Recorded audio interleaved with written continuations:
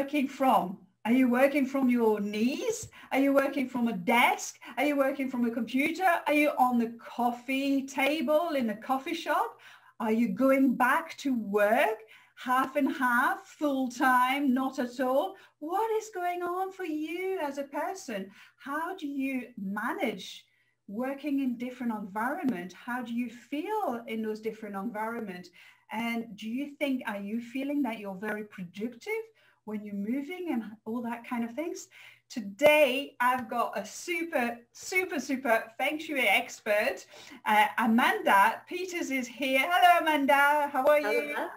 Hello. How are you doing? I'm super good. Thank you. And yourself? I'm doing really well. Good. From all the way across from the channel, where are you based? I'm in Dallas, Texas.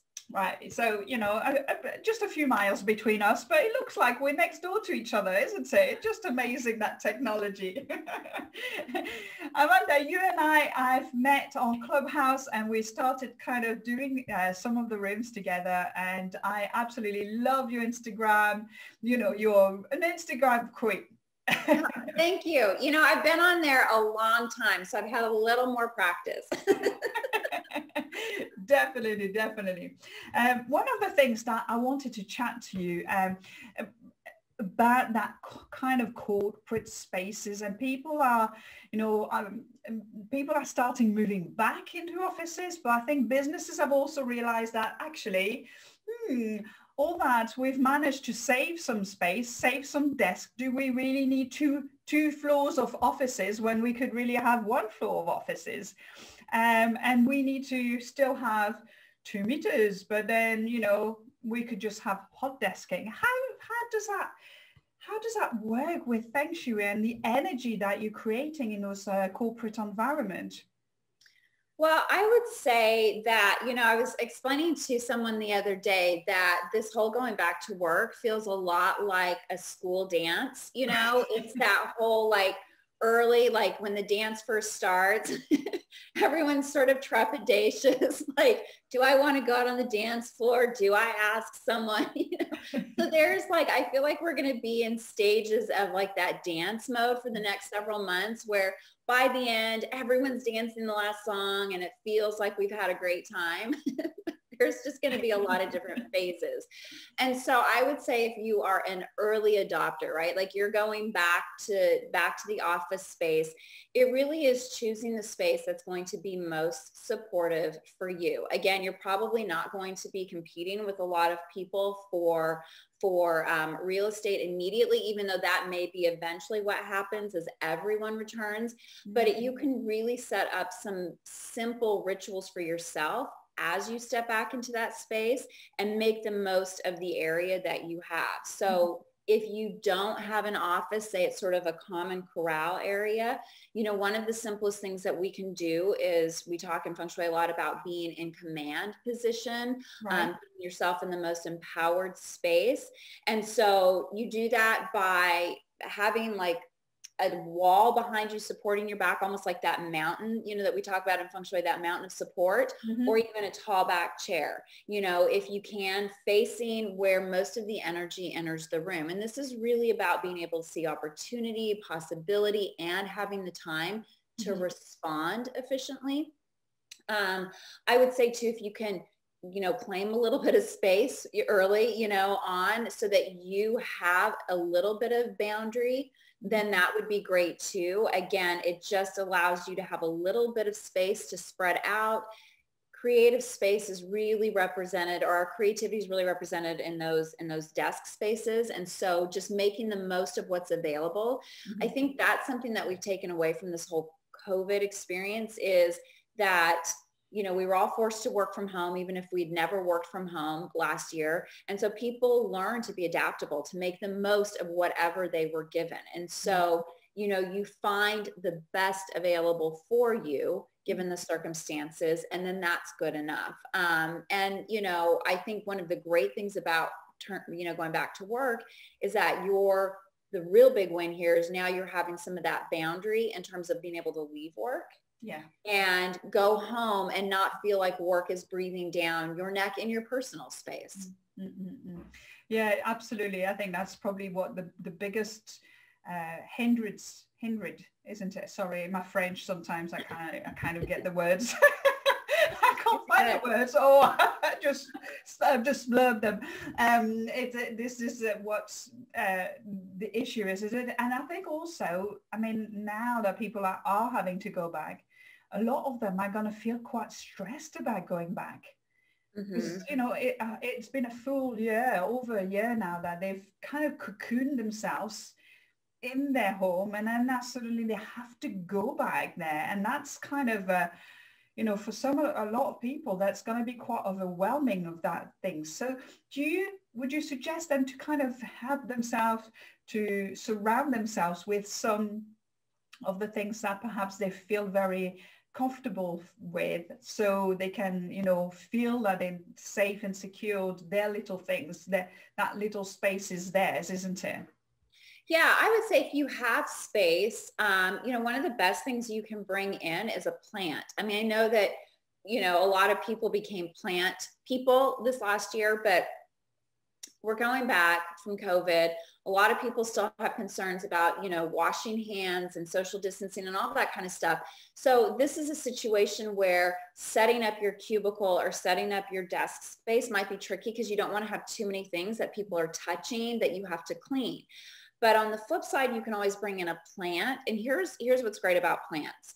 There's so many benefits that we get, that humans, you know, derive from having that little green chi buddy in our space. Not only does it, you know, purify the air, but dirt has, like, you know, represents Mama Earth, and it really helps us release that oxytocin in our brain, that feel good, like that relaxing, you know. So being in that presence alone is going to help take some of that edge off of being in a space with a bunch of people. But then there's also the added benefit of it, you know, plants helping to absorb some of that screen burn that we get from being in front of our devices. You know, studies show that it lowers your blood pressure, you know, that you feel happier just in the presence of that. So I would say going for something like that initially would be a safer choice than bringing in pictures or, you know, having things on your desk that people will be tempted, because we're curious beings, to pick up and touch and play with, you know? Yeah, that's a very, yes, everybody touches everything. Keep away, keep away. Go and wash your hand. We're going to have to ease back into that one because we've all been sanitized within an inch of our lives. Mind you, I've been missing the kissing. You know, I'm a French girl, so I kiss everybody. So, like, you know, when I get to people and I'm like, oh, no, sorry, I forget. No kissing, no kissing. But another things I wanted, I know another things that is really kind of really hard in big, large corporate offices is those lights, isn't it? Those big, like, neon lights that you have.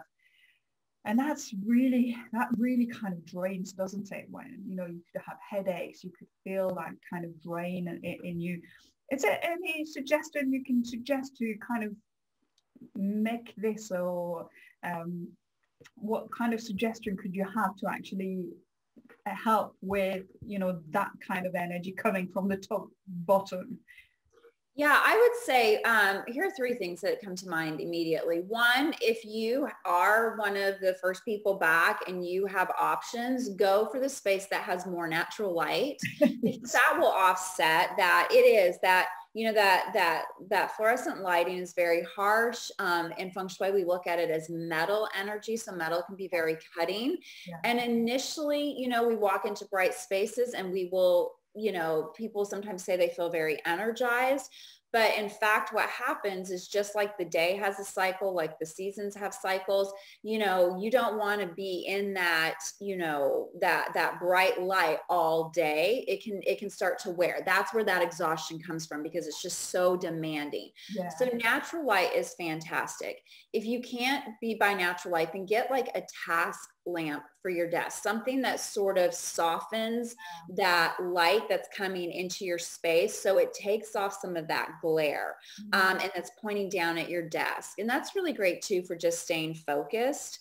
And then the other thing that I recommend people do is, you could bring in, again, it depends on the amount of real estate you have, but you could bring in like a blotter, a black, something to put your computer on. Like dark colors at your desk will help absorb some of that bright, harsh light. Yeah. That energy coming down. Yeah. Mm.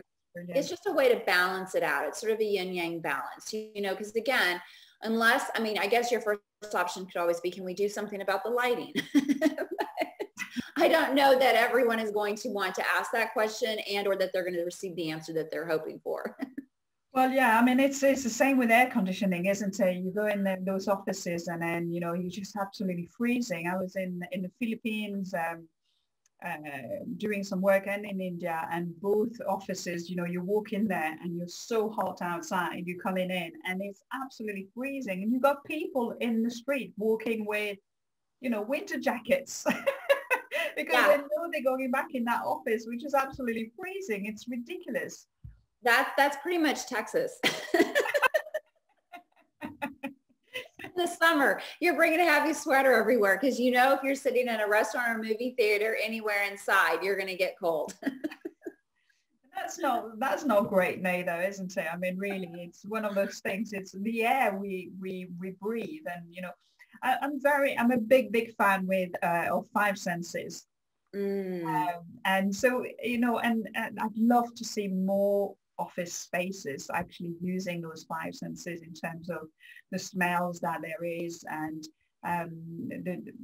the music. You can't always kind of have the music in those big offices, but just doing some of those little things which are subconscious is really kind of brings a different energy to the space, doesn't it?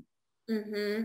Yeah. I mean, one of the things that people ask me is, how can I like clear energy around me, and not necessarily have to get out, something that they have to light on fire, because that's not necessarily office friendly.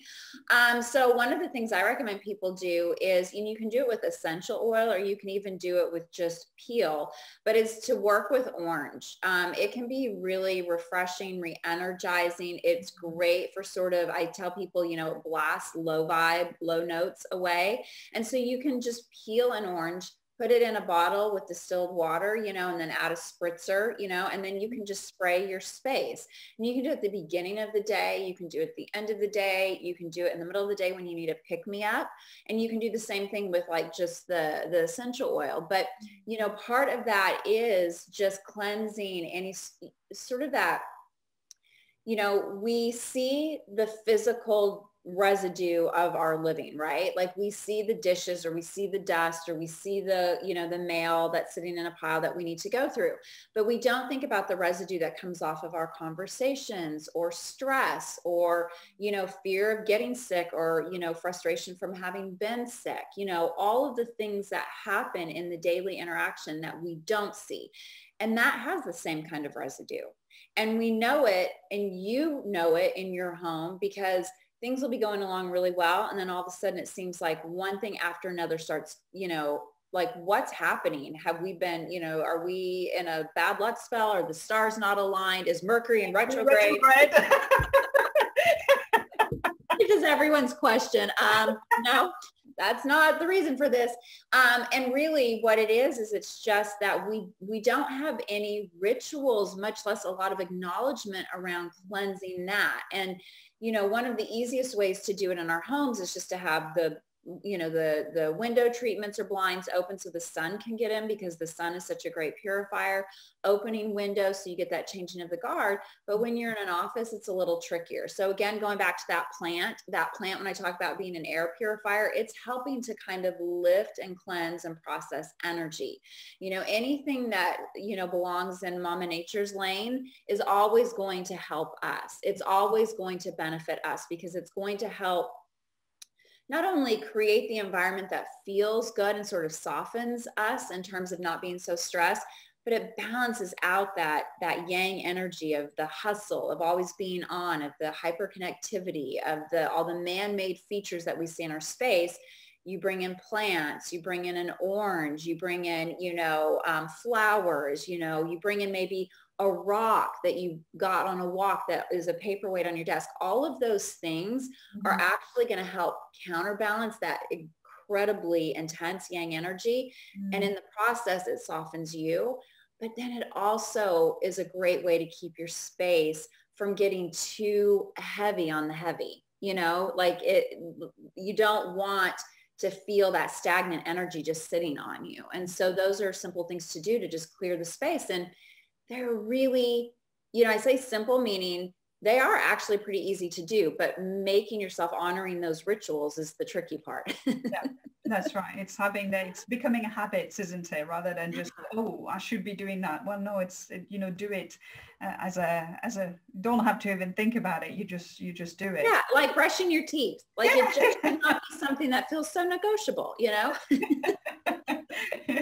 Totally. There is something else which is a big issue as well in those spaces, in those big corporate offices. And so to make the most of having as many people as we can in those offices, a lot of the desks are kind of very squarey and very edgy. And that's always a bit of a thing, isn't it? Those pointy edges.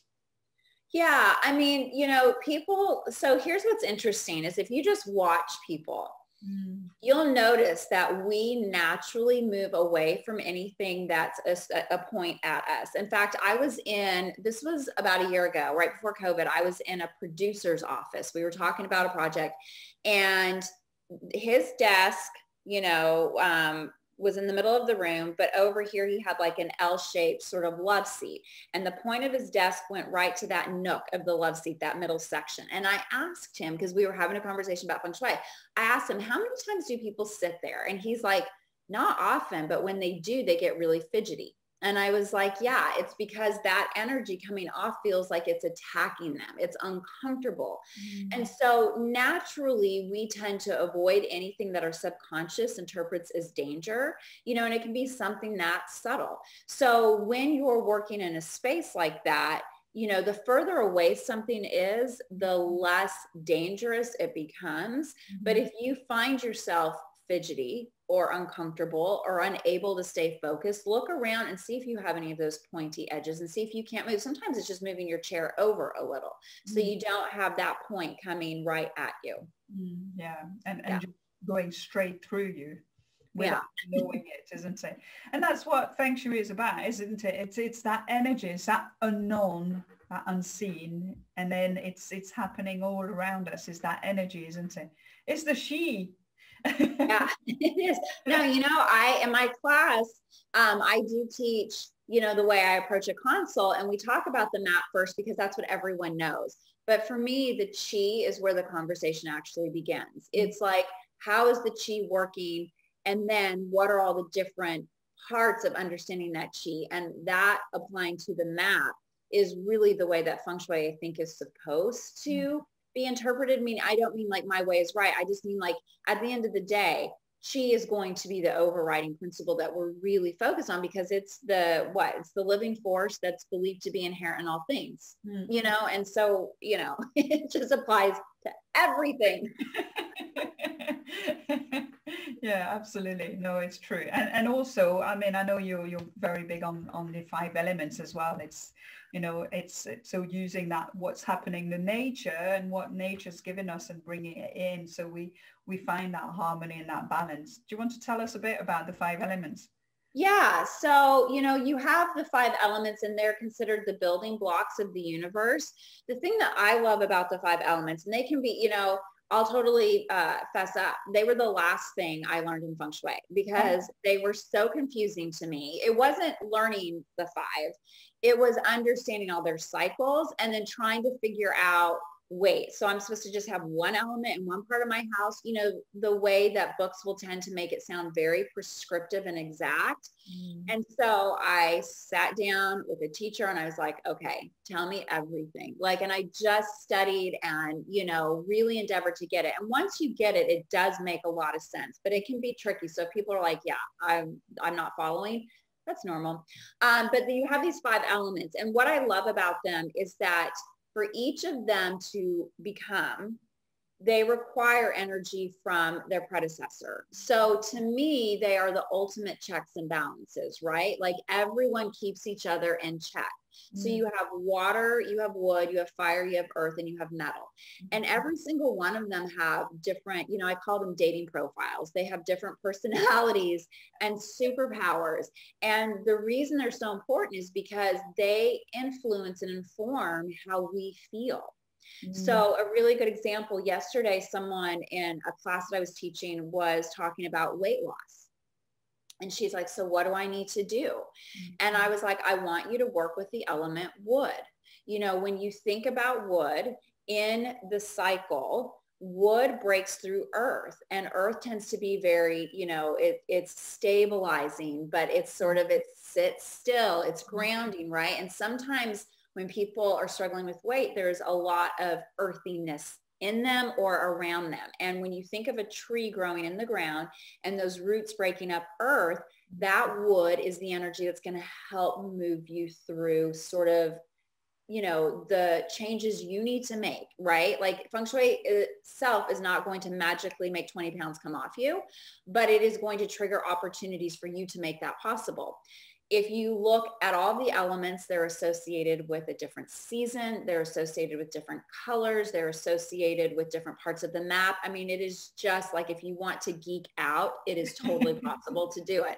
And what I love about wood is it speaks to that spring energy that, you know, the trees are bare tonight. Tomorrow morning, they're covered in the green blossoms. And that is that energy. So wood is great for health goals. It's great for new beginnings. It's great when we need to stand up and say something, when we need, you know, when we need to use our anger in a good way. Like there's a lot of energy that's wrapped up in that element, as there is in all of them. So when you look at the 5 elements, you can really curate in your space one of 2 things. You can bring all of the elements in, and you probably have a lot of them in the places that you really like to dwell without even knowing how they express themselves. But you can really support and nourish your subconscious. And I find that when our subconscious feels satiated, like that's when our good stuff comes out. That's when we're most creative or most prolific or most engaged or motivated. But then also when you're trying to spot treat, meaning I've got a goal or I have something that I need to do or I need help with, you can bring in the element that is going to help align you with that energy. Yeah, that's fantastic. That's amazing. And it's the same. So same, you know, if you look at corporate offices or, you know, that's, you know, bring some of those elements in that environment. You know, sometimes you see those white walls and it's like white everywhere, white desk, white chair, white everything. And you're like, you know, what's funny about that white is it's very metal. And when you see spaces that are overly white, you know, too much of any of the elements is not a good thing. And with metal, very demanding, very rigorous, hard to turn work off, right? And I think that's by design. I don't think that that was an accident, you know? And so when I go into homes and people have like that decorator's white everywhere, right? I'm like, we've got to break this up because you will be, it's that inner critic that never, like, it's just so intense, or I just can't shut down. I don't prioritize pleasure, right? It's like, get things done. Maybe even more sharp tongued or too opinionated. You know, there's certain things that happen in those environments. And so it is interesting. I was walking through an office the other day with someone and it was all white. And they had snake plants and they were talking about how much they love the wood, you know, they just love, or not the wood, but the plants. And they loved, you know, just sort of that juxtaposition, and that the space felt so much better once they brought them in. And, you know, what I was thinking in my mind was, yeah, you did, because, you know, the snake has that point, which is fire. And fire is the element that melts metal. So it helped bring that space into balance, right? Like it helps soften some of that demand. That's where these elemental conversations can get really cool, because there's some amazing things you can do with just a few deliberate, intelligent choices. Yeah, totally. Absolutely. Amanda, this is just amazing. I'm loving our conversation, and I'm sure we could be talking forever all afternoon, but just tell us, because you've got a course. Is it like a mastermind group or is it a course? So what it is I decided, well, a couple things. So I've been consulting for a long time, but just like I'm sure you find when you start consulting people, they want to know everything. They want to like email you all the time. They want, it's like, I have another question. I have another question. And listen, it's fair. I mean, that's why we all do what we do, because we were just fascinated and could not find the brake pedal. Exactly. So I changed my consults so they stretched over a 3-month period. So it became a little bit more of an investment, and I didn't want people to feel left out. So I created a group consult course where I walk you through my consultation process, but you're feng shui in your house. I'm giving you the tools. I'm explaining each week some part of the process, and then you're taking what I'm teaching you and you're applying it to your house. And then in that 6-week period, you have me to ask questions. Brilliant. Brilliant. Yeah. So that you've got another course coming in the next few weeks? So the next one actually will open up in the fall. So I'm in one right now. So the next one will open up in the fall because the first group went really well and everyone's asking for a level 2. So I'm trying to develop that. So level 1 will come back out in the fall. Level 2 will hopefully be somewhere in the summer, and then they'll just start rolling, in a favorable order next year. This is it, isn't it? I think this is the beauty with it. It's you're learning something all the time. You're learning something that you're listening, you're hearing, you're reading something. You're like, yeah, that makes complete sense. Yeah, and it's just, I love that, learning from everybody, really. And so you also have a fabulous book. Yes, I do. In fact, I actually have it on my desk, which I don't normally have it, but I was looking for something today. So Simple Shui for every day, 365 ways to feng shui your life. 365 prompts, ways that you can work feng shui into your life in a really manageable, user-friendly way. Nothing overwhelming. You don't have to come with any sort of, there's no prerequisite knowledge. You can just try these different things, make shifts in your space. And I think that really it's what I think a lot of people want, because they read and they get intrigued by feng shui. And then at some point it's like, whoa, that's too complicated. That's too much. And they feel intimidated. And so they either pivot out or they stall. So this just this gives you options. You don't have to do every prompt, but it gives you options. And it's ways that you're really going to cultivate very supportive, nourishing qi in your home or your office, wherever you use it. Yeah. Oh, that's fantastic. Well, thank you so much. So if anybody wants to find you, obviously Instagram is an obvious, but what's your website as well? The website is simpleshui, SHUI.com. And that's, a ton. I've been blogging since like 2007. So there is a ton of information. There's probably another book in there already. That's brilliant. And you're it's so gorgeous reading you as well, just the way you talk about it. It's just so simple to follow and understand, which is that's what you want. You want to keep it simple so people really grasp it and then be able to do it themselves. Yeah, we want them to feel motivated to try it, curious, and excited. That's a good combination. Yeah, that's brilliant. Well, thank you so much, Amanda, and I'll see you very, very soon. All right. Thanks so much, Claire. Bye. Bye.